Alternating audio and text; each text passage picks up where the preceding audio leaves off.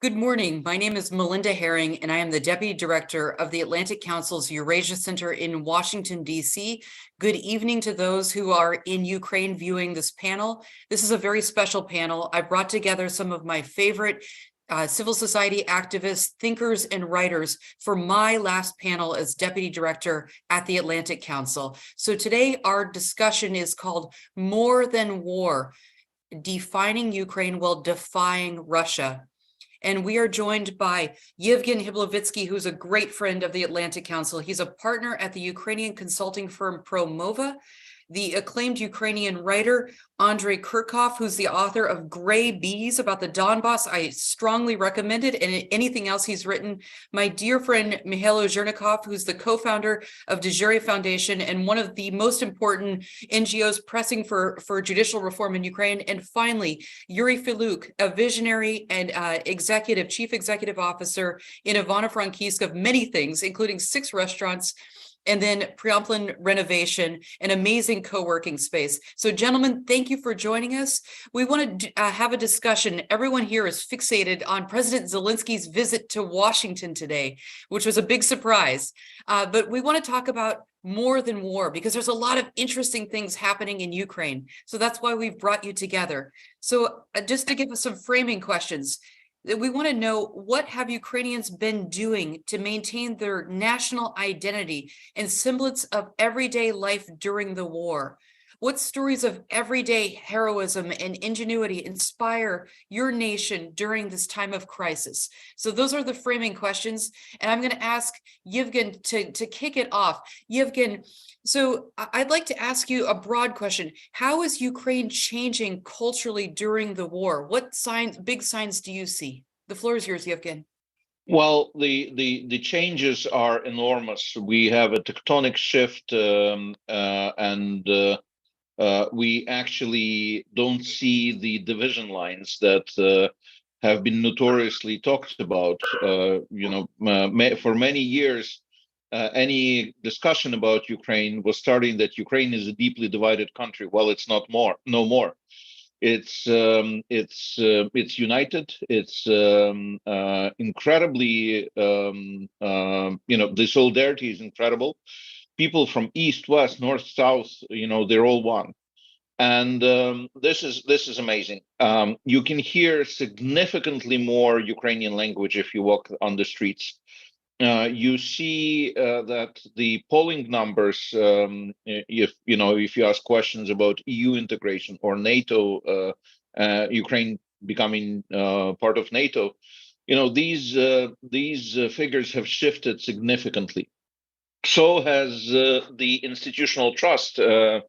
If you look at the figures of institutional trust, Ukrainians have delegated historical record figures of trust to the state institutions as well as the public institutions.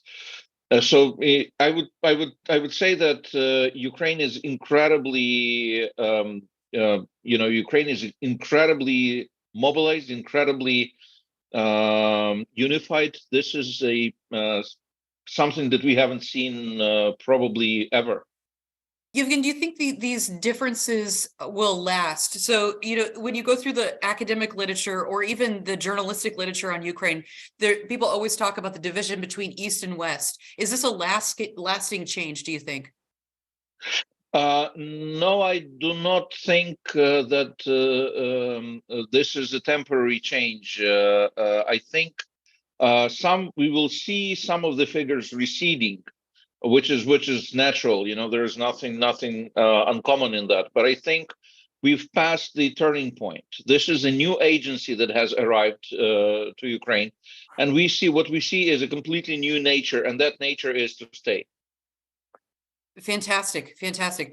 Can you reflect a little bit? So we've seen Ukrainians do really amazing, ordinary, heroic things to keep Ukrainian identity alive. And the best example I can think of is Ukrainians burying flags in Kherson when the Russians controlled the city. What other ways do you see Ukrainians keeping Ukrainian identity alive during the war? Well, there are many stories, from teachers teaching Ukrainian language secretly to the kids. Different online groups that are trying to put up resistance. People just trying to organize and preserve, their security to the extent that they could rely on it. So you see multiple ways. I would put it this way: that Ukrainians are probably the people who, I would say that to be Ukrainian is to be the ordinary person who does exceptional things, and this is the sign of this time, that basically everyone has to be a hero of some kind, and everyone has to fight off the force that is much greater than an average person. Thanks a lot. I'm glad you mentioned the word agency, because that's a really important one. And it's one I think that you have made the point and others have made the point that this is the big difference between Russia and Ukraine, is that Ukrainians have agency and Russians don't. I'd like to, sorry, go ahead, Yevgen. I think you were going to reflect on that. Yeah. I think this is the key issue. Basically, if you follow the public discourse between Ukraine and Russia at this point, the problems that Ukrainians have with Russians, and I'm not talking about the political elites, I'm talking about ordinary Ukrainians, ordinary Russians, is that the Russians are trying to avoid taking responsibility for what's happening in Russia, whereas Ukrainians are actively taking responsibility for what's happening in Ukraine. So basically, the problem that Ukrainians face in Russia is that Russians do not want to own Russia, and it's more comfortable for the Russian society to be subjects, not agents, and this is completely different in Ukraine. Thank you so much. Yuri, I can't think of anyone better who represents the idea of agency. So you are in Ivano-Frankivsk, an amazing small city, and I want to invite all of our viewers to come visit you in Ivano-Frankivsk when the war is over. But I know that you have been very busy doing many things during the war, but could you say more about your Save Ukraine Now initiative? I know that you are supporting the Ukrainian army, but tell us more about that initiative, please. Yeah, sure. On the next day after the full Russian invasion to Ukraine, we created this initiative. We united different stakeholders, public authorities, local business representatives, and civil society, of course, and united efforts and fundraise around $2 million to support Ukrainian army. And we are in the western part of Ukraine, so we are a kind of home front for the whole country now in this situation, and that's why our next initiative was Save Business Now initiative, and we start help to save and develop economy in these conditions, and we help to relocate more than 50 companies to Ivano-Frankivsk, and so our aim is to keep as many as possible companies, organizations, and talents here in Ukraine, and to create possibilities to save and develop in these conditions. And our example is maybe also a good one, because we are impact investing project. So we create innovation center in the center of the city. And when the war has come to us, so that was a question: could we continue developing the project or not? Because of course there were a lot of risks, but so we decided to move on, and now we raised during this active period of war $5 million more, mostly in internal market from Ukrainians and from Ukrainian business again, and almost $2 million also of extra loan from again Ukrainian bank. But also we have direction of internal foundation, and we raise technical and different support from our international partners.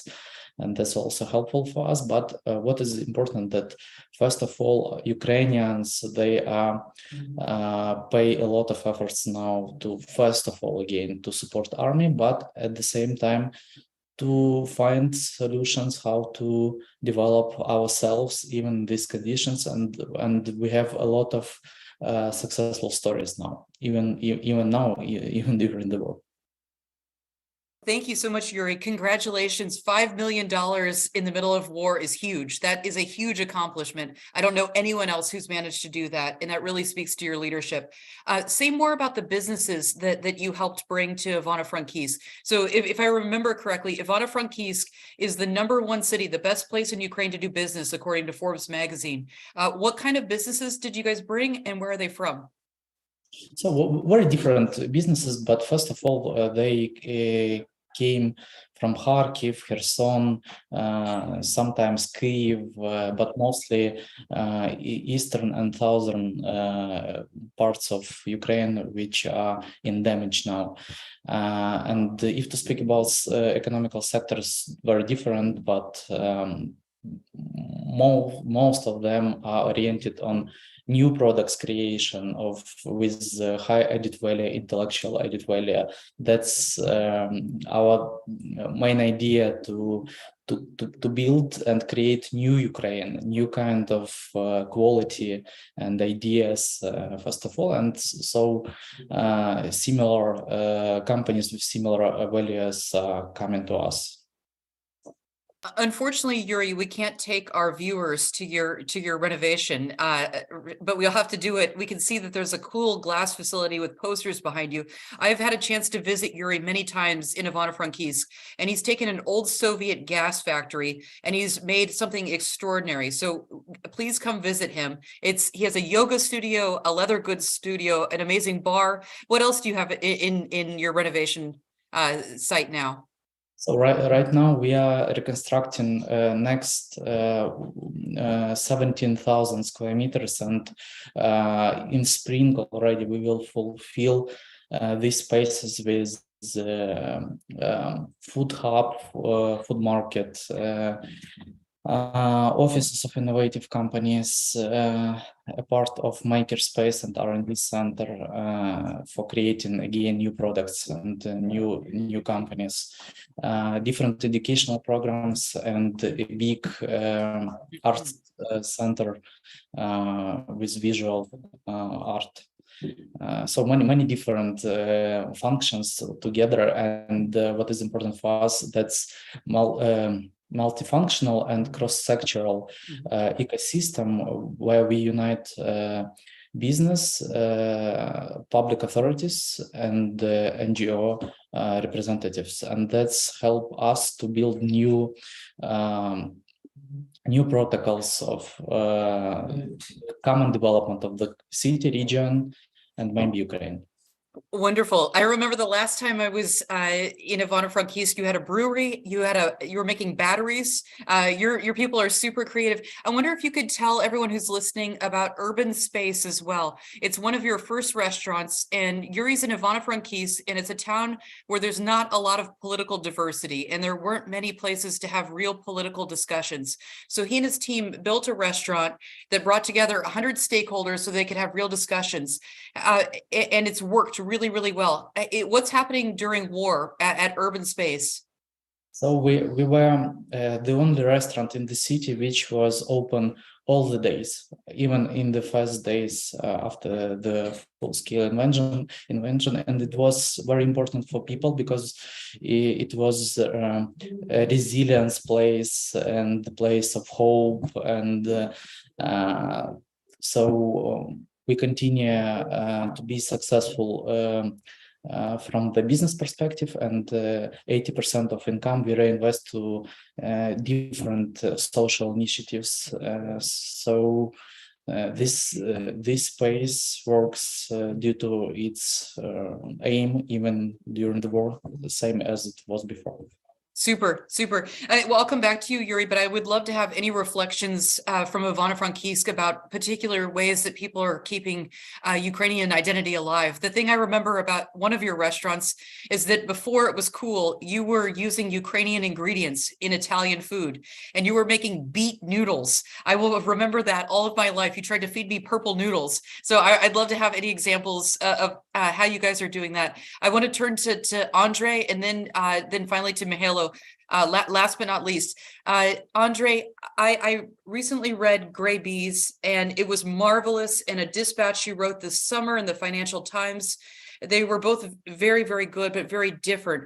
Are you and other writers now focused on capturing the war? Are you still writing fiction? How has the war changed what you're doing?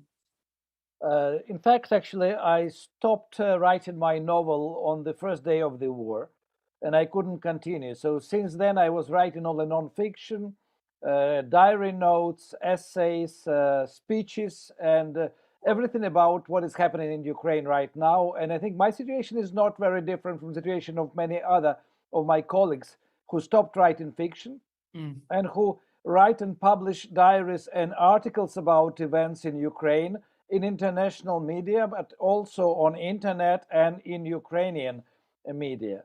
And some of the books are already published in translations, like Sergei Zhadan's actually Facebook posts were collected by his publisher Surkamp in Germany and was published as a book, and it has great reviews now, and it gives a lot of information to the readers about what is happening in Ukraine.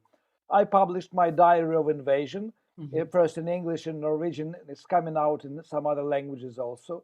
And I only dream about time when I can get back to writing the interrupted novel. Although the novel is about civil war of 1918, 1921.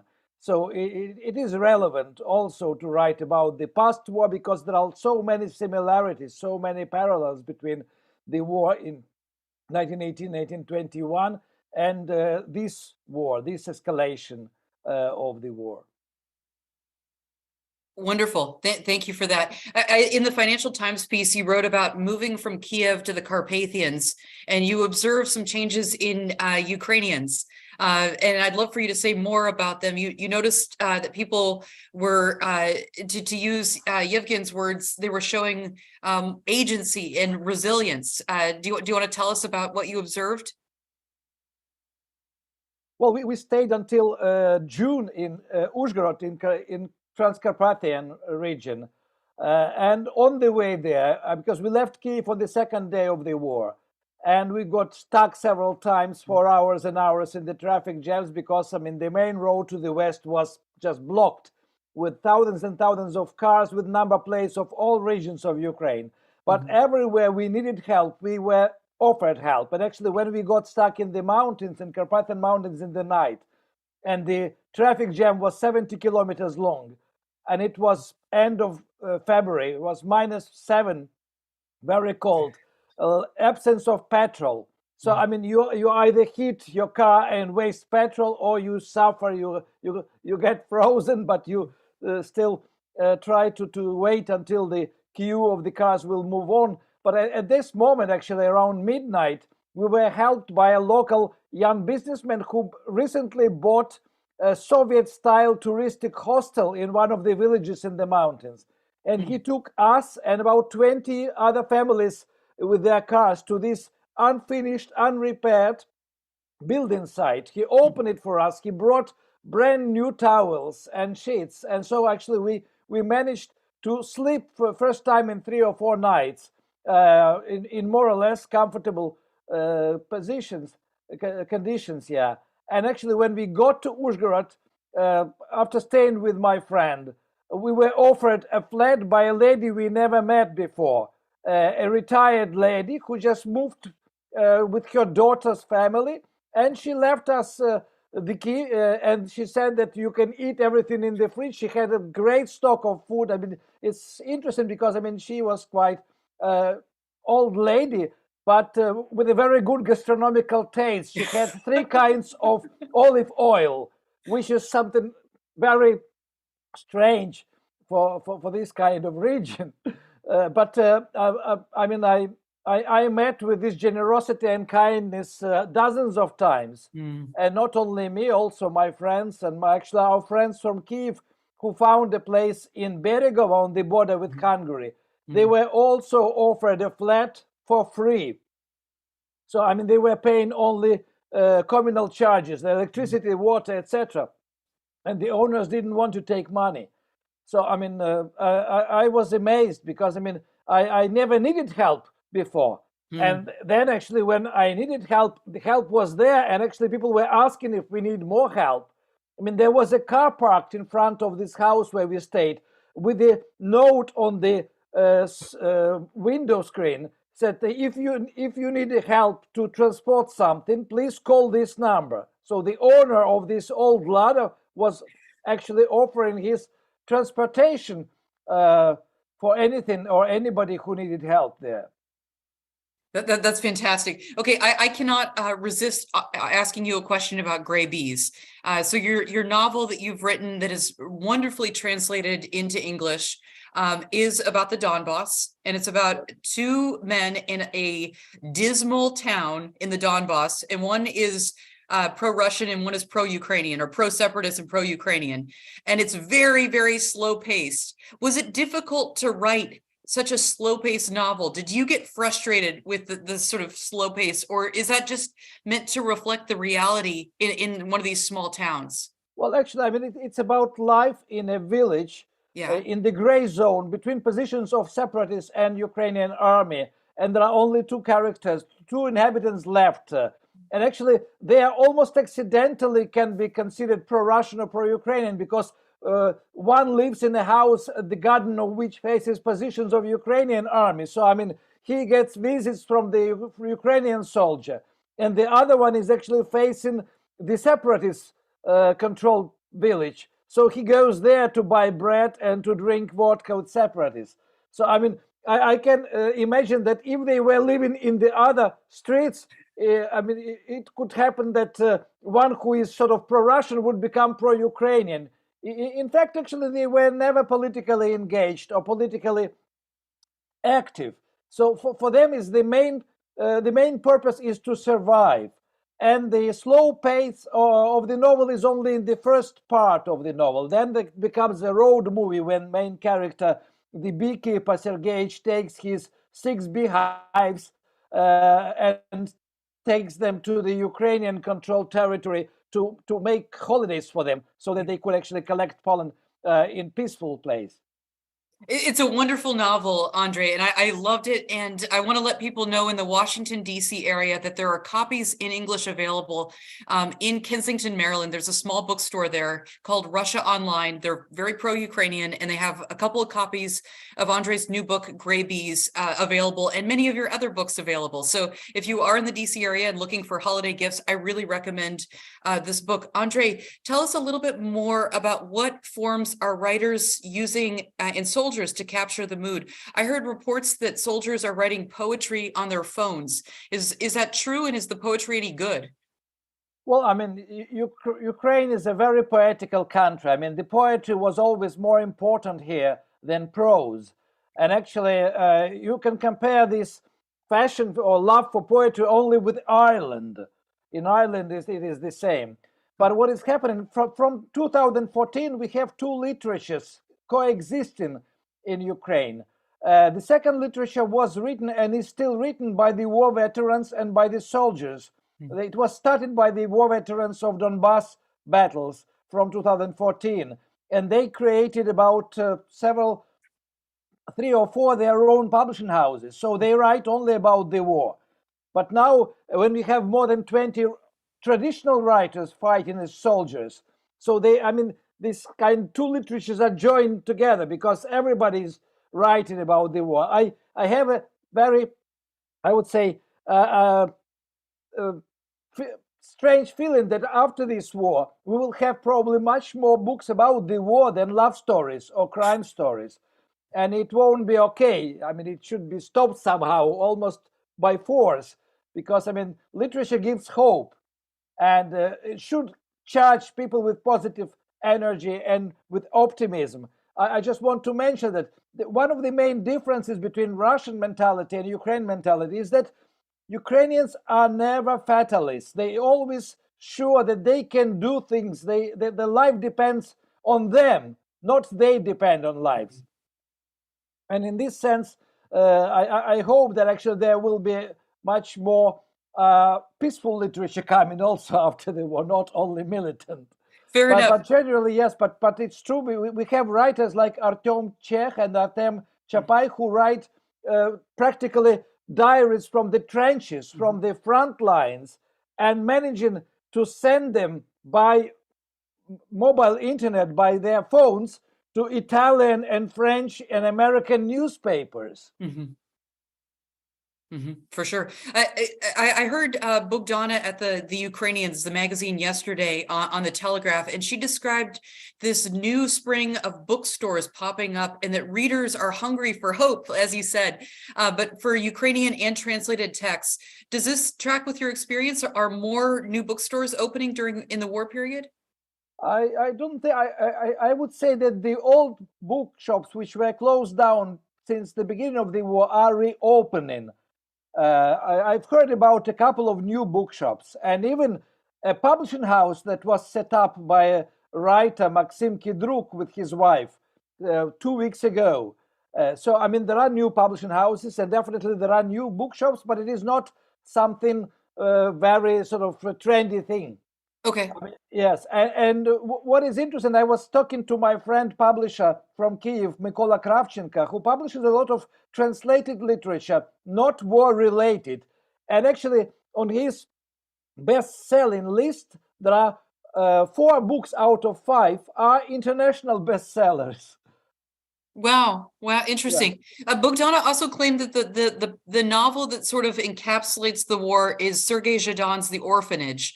Do you agree with that? Is that a book that you would recommend for an international audience? It is one of the books which is very important to understand the situation in Donbass and to understand actually what was happening in Ukraine since 2014. Yes, it is one of the best books of that time.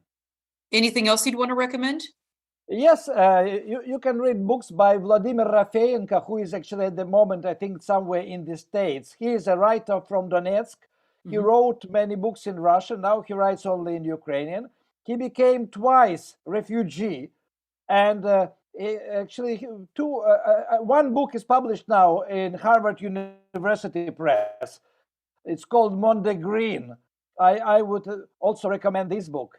But there are books, for example, not related to the war, but available in English and also give you a lot of information. I mean, like the book The Zone by Markian Kamish about this trend which is over now, illegal trips to Chernobyl zone by young people and teenagers.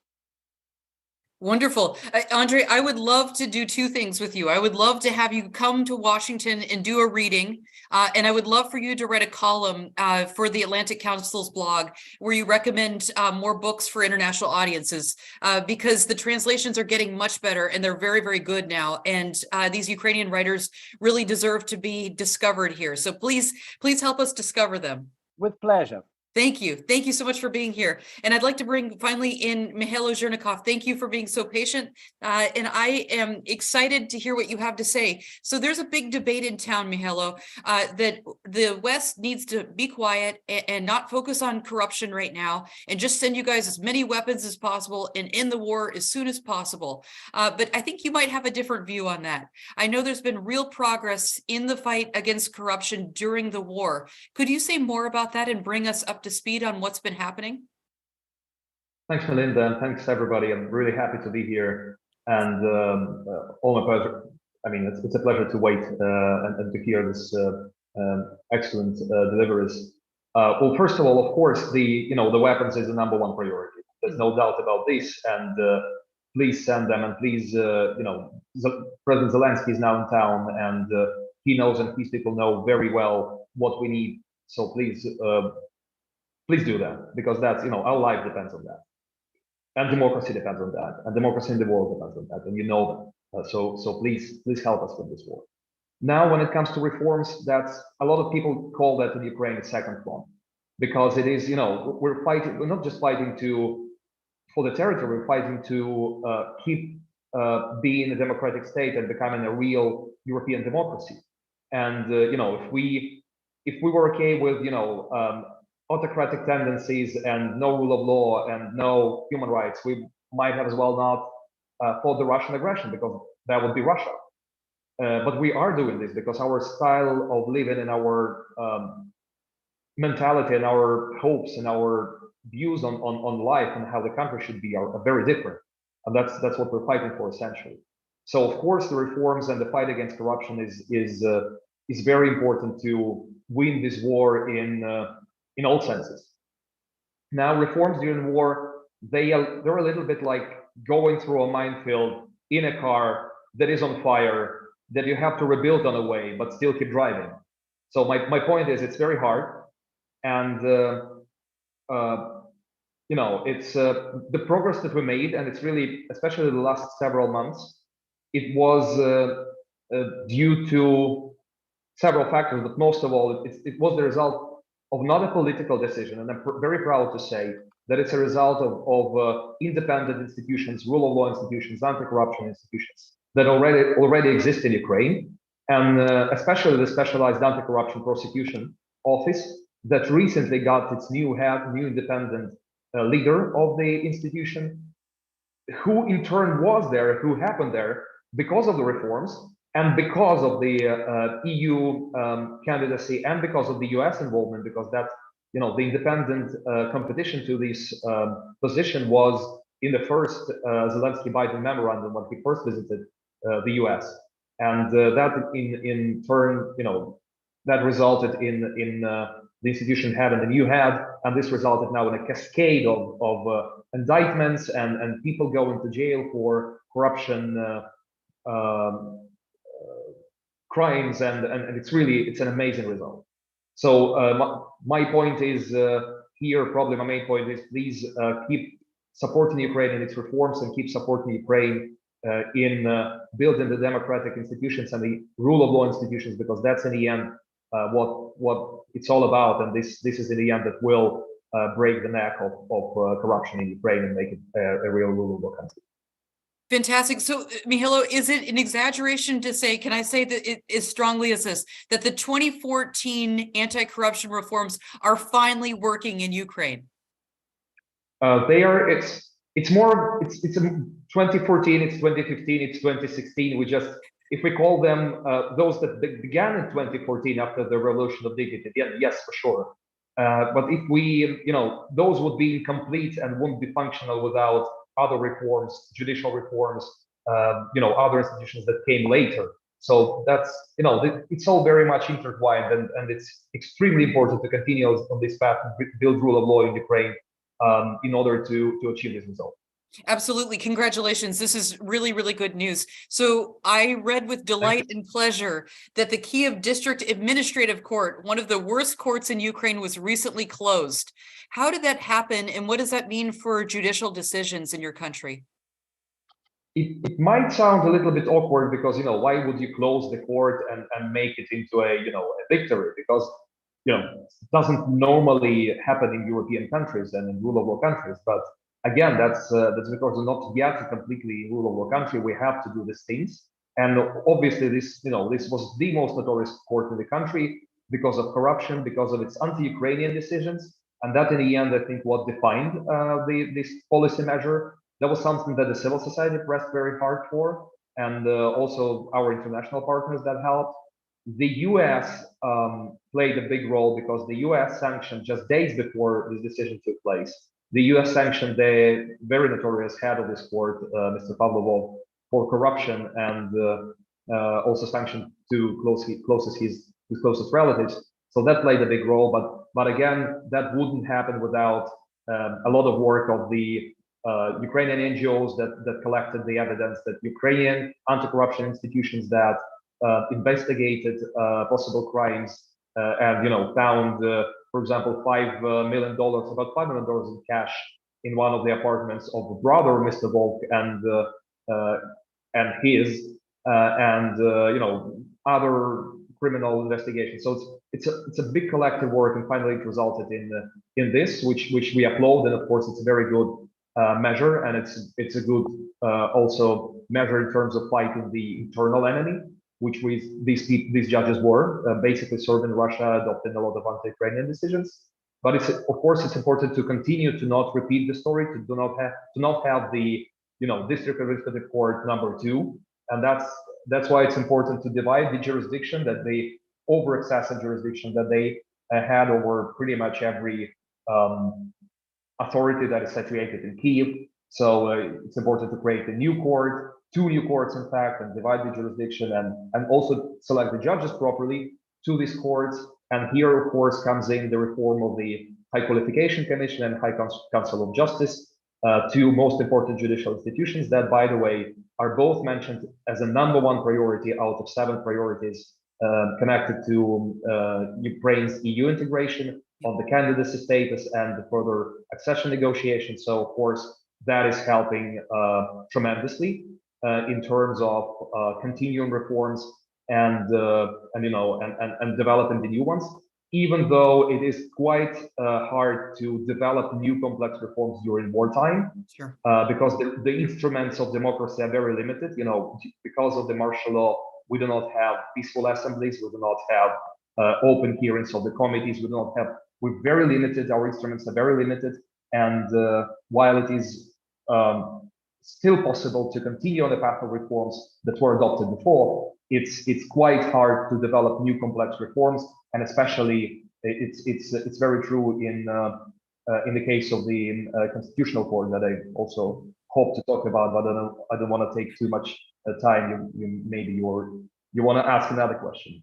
Yeah, I want to ask you one question, then I'm going to take our audience Q&A. So that a lot of good news on the anti-corruption court. We recently hosted your Deputy Prime Minister, Mihailo Fedorov, and the Minister of Digital Transformation. And Mihailo, I have to admit, I was really skeptical of him when he came in 2019 and was talking about, the government on a phone. I thought it sounded like a hoax, but he's done a lot. And he spoke really movingly about how courts are next. What's your take on this? Can we use technological solutions for the fight for justice in Ukraine? Oh, that's a good one. Well, on that, I should say the reform is absolutely marvelous. I think it's really convenient. It's way ahead many EU countries when you can, banking, just your passport, so many things, your vaccination. So many things are just in one app on your phone. It's amazing. At the same time, might as well be the only big successful reform of both governments, Zelensky and Poroshenko's, that were 100% owned by the government and were not done with the help, with the civil society is the main driving force. So that's why it's so important to support civil society organizations, to help them grow, to help them emerge, because right now we have a very big challenge to transform the country in about 35 different fields, to modernize it in practically any sphere of national policy. But we would need many more NGOs to successfully do that. And of course, the good news is that, like Yevhen said today, we have the ownership of the country is increased, the agency, the trust among people and institutional trust is it's increased a lot, and that of course is a very fertile ground and for the emergence of these NGOs, but a lot of work should be done. Now, as for the next big thing, let's say the judicial reform, here's one concern. And no, we cannot do everything with an app. We cannot do judicial reform with an app. You cannot remove the judges completely. You cannot substitute. You have to build judicial institutions. Unfortunately, here is something there we lag in a little bit, even though a lot of progress has been made in the recent years. And of course, now one of the biggest concerns, or probably the biggest concern, is the Constitutional Court of Ukraine, which is the third institution mentioned in this #1 priority connected to Ukraine's EU integration. And just days ago, the president signed the bill, unfortunately, on the reform on the constitutional court, which, again, unfortunately, is a counterexample compared to the rest of the judicial reform. And which basically does not, it should guarantee the European Council's decision is it should guarantee the independent selection to the Constitutional Court, and it should be according to the Venice Commission's recommendations, but in fact it's not. It doesn't correspond to them, and instead of the independent selection, it basically guarantees the political appointments, which is a very dangerous situation in terms of in times of war and after war, and especially. I know the U.S. doesn't have the constitutional court, but in European tradition, it's an incredibly important institution. I don't know if there's any reform, or even more if all the other reforms are as important as this one. So that's how huge it is. Basically, if you have a controlled constitutional court, you can pass anything through it, and it's not for democracy. So and that was made possible because the international partners weren't. Say hard enough about this reform, and I understand the problem. It's quite problematic to kind of press on Ukraine in these times, and maybe the logic is just to give an example. The G7, of which the US is part of, the G7 ambassadors tweeted 3 days before the parliament adopted the law that there should be a casting vote of independent experts in the commission, which there wasn't, and then the parliament adopts the law where there isn't any casting vote, which is crucial to the reform, and then the G7 is silent. They do not follow up. They don't say anything, and it seems like they decided to let it slide, which of course would be terrible because I don't want to dig very much into the details, but this essentially will get the political power, full control of the constitutional court in I don't know, in several months.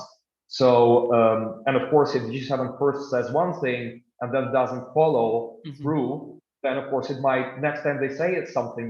Might as well not matter because what's the point then?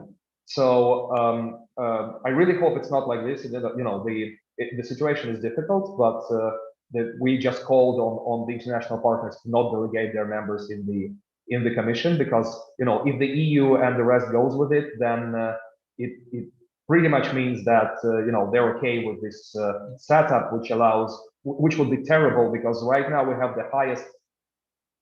I understand probably the motivation behind this, not probably, but 400%, the motivation behind this is to help Ukraine, to not be very hard on Ukraine, it's hard, it's already hard enough because of the war, let's not make it harder and pressing about reforms. But that's a very distorted logic because you're not helping Ukraine by watering down reforms. You're not helping Ukraine by letting parts of the government capture the independent institution. And it's very important to understand for the international partners that in these dire times, especially when concentration of power is kind of normal or happens during war times and after the war times, it makes it even more important to have the institutions that safeguard the human rights, that safeguard the constitution, that safeguard the democratic setup of Ukraine. And that's why the constitutional court is so important. That's why it's so important to be vocal about the reforms, and that's why it's so important to support these reforms, the independent institutions, and that's why it's so important to help Ukraine build rule of law and be vocal about these reforms and not let things slide because we will not be able to reverse those decisions for decades to come. Now it's a unique moment where we have a huge leverage such as the EU integration. And we have to use it because it's really about another generation of. It's either now we make a real big leap or we're stuck for another several decades because we just wasted everything. Thank you so much. You heard it here first. Mikhailo Zhirnikov wants constitutional. He wants a constitutional court reform for Christmas. That's his big wish. Thank you very much. That would be amazing. Okay, fantastic. My friends, we have 14 minutes. If you can unmute yourself, this is the most fun on the panel. We're going to do the blitz round. We have 17 questions to answer. You are more than capable of this. Here we go. First one is for Andrei Kurkov. A question from Kristen. Christiane wants to know, how do you see Generation Z in Ukraine, which will quickly mature under the impression of war, rather full of energy and hope or fatalistic, considering itself a victim of war? Andrei? There is no feeling of victims of war actually among Ukrainians. Ukrainians are very defiant, especially the young ones. And I mean, I don't know much about the Generation Pepsi or Generation Z, this kind of terminology. But what I can see, I mean, the young people are full of energy, full of drive, and actually they are trying, even some of them, to start their businesses, to start to run projects in the times of the war. And it looks like they are testing their capacities, they are testing their strengths. But I mean, but definitely they are not fatalistic. And they believe that they can not only win in the situation in which they find themselves, but I mean, they are the inhabitants, the citizens of the country that will win in this war and will Wonderful. develop. Yeah. Wonderful. Thank you. Mr. Hlubovitsky, you ready for this one? This is a good graduate school question. What does it mean to be Ukrainian? Well, there's a simple answer to that. I think is to be empathic and to be able to feel the pain of the other. That's if you want it, short and brief. But I also think that to be Ukrainian means that you have a greater responsibility that you're willing to assume, that you have to go an extra mile, that you have to take care. And I think what we're witnessing is the emergence of this great generation of Ukrainians that actually will be the ones who will make the new Ukraine happen. Super. Yuri, do you want to reflect on that? What it means to be Ukrainian to you? I just would like to add that it means not to have fear more and not to have any hesitations. And we know very well what we should do now. And we know that we should be united. And that's very natural for us now. And what is also important that we can be free to tell the truth and to accept the reality. Perfect. Mihailo? Thank you. I think I've talked enough for now, so I'll pass on that. Okay. Thank you. Andre? I very much agree with the previous commentators. Well, I mean, to be Ukrainian is actually also to be an individualist, to be somebody who respects his own point of view and ready to fight for this point of view. And actually, I mean, Ukrainians are becoming collective only if there is a danger for the state, for the country, which makes them free and makes them individualists. So, I mean, the Ukrainians were never collective people like Russians. Everyone has his own Ukraine in his imagination. So there are many Ukraines. Yeah, about 40 million. About 40 million. Yeah, I love it. Yuri, this is a question for you. You talked about maintaining the economy. Someone wants to know, where can we find a list of Ukrainian businesses that we can continue to buy from to do our help to maintain the economy? So I guess this is for people in Canada and the United States. If we want to help, is there any way for us to help businesses? Yeah, so it depends which kind of business you are looking for. For example, in Save Business Now community, we have a lot of craft producers which will be happy to sell abroad. So you can contact us, but at the same time, you can try to contact Ukrainian Chamber of Commerce or, for example, professional investment companies as Horizon Capital or Dragon Capital and so on. What's the name of the website to find the Ukrainian crafts? Will you drop? Why don't you drop it in the chat for us, if you don't mind? I'll answer in the chat. Okay, sounds great. Thank you so much. Appreciate it. Okay, back to Mr. Hlubovitsky. We got a nice one for you. Patrice says, this was a wonderful session with such hope for a better future for Ukraine. The demonstrations of Ukrainian agencies are heartening and indeed have been so since day one. There is so much talent in Ukrainian society, which we see on this panel. I am intrigued by Yevgen's statement that Ukrainians likewise have more faith in their government institutions. Might that mean after the war, more Ukrainians who have now become accustomed to action will participate more actively, not just in civil society, but also in politics? I think we're coming to the generational change in politics. I think the post-Soviet wave is receding, and I think we're going to have many new leaders in politics. This is something that I think will be probably the most crucial political change. The society requires new quality of political leaders, those who are willing and able to think long term, those who are willing to accept greater responsibility, those who like what they do more than they like themselves. And we've seen different kinds of personalist leaders before. The great thing that about Ukraine was that Ukraine actually managed to have 6 presidents by this time. So the change of the leadership is not something unheard of, like in many other post-Soviet countries. But I think this qualitative change, it's only about to arrive as a result of this war.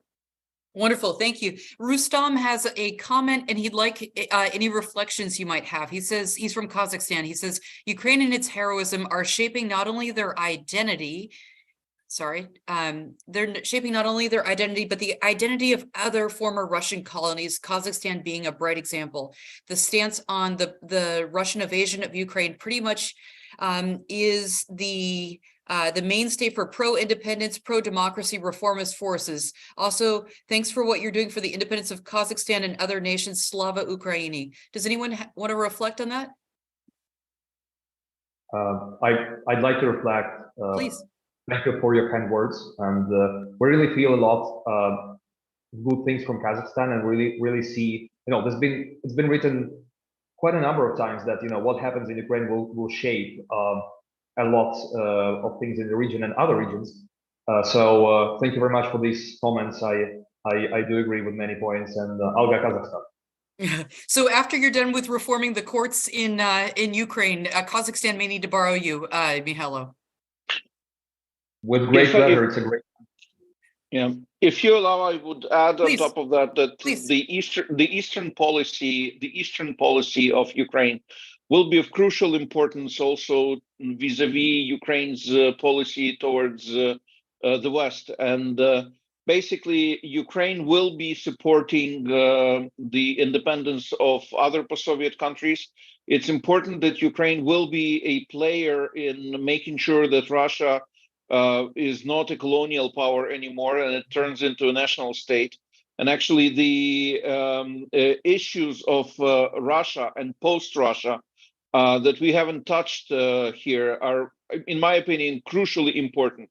We have to understand that we're probably in the 1990 moment right now. The Soviet Union in 1990 looked very strong, but it was already fragile and it was already cracking, but very few people acknowledge that. And it's the same thing right now. Russia may still look sustainable and strong, but it's not. And we have to think ahead if we don't want to get in a situation when we have to be behind the time again. I really hope that we think what Russia will be, what will be its borders, which nations will get freedom, and also how do we, for instance, make sure that Russia doesn't become a threat? How do we denuclearize Russia? These questions may seem like science fiction right now, but they are actually the hard questions on the ground. Absolutely. And I think that it would be incumbent on us, Yevgen, to organize some of the best thinkers and be doing this planning right now and have this discussion. Okay, Mihailo's in for it. Andre, sorry, I missed some of the book titles. Would you mind repeating your top 3 or 4 book titles for an international audience again of new Ukrainian writers for Americans and Canadians? Well, Sergei Zhadan, the book that you mentioned, which is called The Orphanage, the novel about actually Donetsk, but in a way, in a magical style, magical realism style, by Volodymyr Rafeenko. The novel is called Monde Green. Then anything by Olena Styashkina. She's another writer, refugee from Donbass, who lives now in Kyiv. And I would mention also Markian Kamish, who is now a soldier on the front line, actually, and he stopped writing for the moment. But one of his books, The Zone, is available in English translation. And also Andrei Kurkov's Gray Bees and anything that Andrei has written. He's too modest to put himself on the list, but read what he's writing. It's wonderful. And read his prose in the Financial Times and his war journals. They're absolutely stunning and fun as well. I like that you, in spite of war, managed to find joy and managed to find humor. I think that's really a testament to the Ukrainian spirit, Andrei. Thank you very much. But I mean, humor is very important, and there is a new wave of sort of soldiers' humor. And actually, I mean, the Ukrainian army responds to every new threat coming from Russia with a new joke, which becomes a hit on Facebook. I'm glad to hear that. Okay, I think this question is probably for Yevgen or Yuri. What are the implications of preserving Ukrainian identity while Ukrainians are living abroad? So there's, 6 to 12 million Ukrainians abroad right now. How do you preserve that identity? Well, you have the technology right now that allows you to stay in. It's much easier to read the news, to consume, Ukrainian language content, etc. But also, I think it's important that this is not the moment when Ukrainians who have left, they have left for good. A lot of the Ukrainians who have left are looking how they can be useful, they contribute, they are part of the volunteer movement, but they also are seeking for the moment when they can return. I think what we will have is we will have a lot of Ukrainians, an influx of Ukrainians with real Western experience. And I think this is incredibly important. But even for those who will stay, by staying, they will retain their Ukrainian identity. And I think that, in Germany, in Poland, in other countries, there will be a substantial Ukrainian community that will also be politically active in the domestic politics of these respectable countries. So this is the beginning of also the Ukrainian lobby and the grassroots inside the EU countries. Wonderful. Andrei, Colin wants to know, can you see the jokes that were just mentioned? How would Americans and Canadians find the humor that you're talking about? Well, probably one should know Ukrainian language to read it. But I can give you a very short example. I mean, like after the first nuclear threats coming from Putin, the new joke appeared immediately. A Ukrainian is asked if he is ready for the nuclear end of the world. And Ukrainian answers, yes, I'm ready and I have plans for 6 months afterwards. Wonderful. Wonderful. That's a wonderful note to end on. Mihailo, go ahead. Sorry. May I jump in very quickly? If Please. You go to Twitter and you enter hashtag NAFO, like NATO, but instead of T, there's an F, and it stands for North Atlantic Palace Organization. They're not all Ukrainian. It's very international. But those people are all over Twitter, trolling the Russians on Twitter, and actually, basically, turning the table upside down on what is the discourse, the informal discourse on the social media about the Russia-Ukraine war. So there's a lot of memes, and they're super funny, and they're about Ukraine-Russia war, and it's an excellent example how humor is used to help Ukraine win this war. Please do this. This is amazing. Thank you so much. Gentlemen, I really enjoyed this hour with you. Thank you to all of our viewers. I have enjoyed so much being with you over the last 8 years, being the editor of Ukraine Alert for 5, and then as the deputy. Thank you for your love, for your trust. Slava Ukraini. The Atlantic Council will continue to do what it's doing. I'll be a non-resident fellow. Thank you, Yevgen, for teaching me Ukraine. Andrei, I am so glad to meet you. Yuri, thank you for your hospitality in Ivano-Frankivsk. Mihailo, thank you for teaching me everything I know about courts and for your friendship and wonderful dinners. Ukraine is not going anywhere. We will be with you. The Atlantic Council will be with you. Keep your eye on the Atlantic Council website for more content. Thank you. God bless Ukraine. And thank you for being with me for the last 8 years. Goodbye. Thank you.